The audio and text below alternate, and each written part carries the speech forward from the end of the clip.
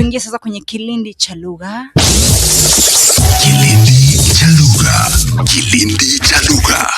Tulikuwa tumeanza kujifunza vitabu vya Biblia, namna vinaitwa katika lugha ya Kiswahili, na tukaingia kwenye Agano Jipya. Kwenye Agano Jipya tukajifunza vitabu vya Injili, tukajifunza kitabu cha historia ambacho ni kimoja ambacho kinaelezea pia historia ya kanisa.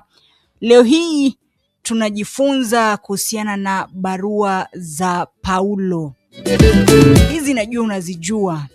Tunayo Romans, tunayo Corinthians, tunayo Galatians, tunayo Philemon, tunayo Timothy, tunayo Titus. Kuna nyingine ambayo nasahau.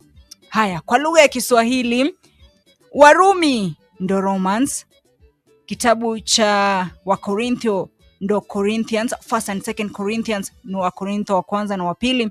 Wagalatia ndio Galatians, Waefeso Ephesians. Kitabu cha Timotheo wa kwanza na Timotheo wa pili ndo 1st and 2nd Timothy. Wa Thessalonike ndo 1st and 2nd Thessalonians. Tito ndio Titus.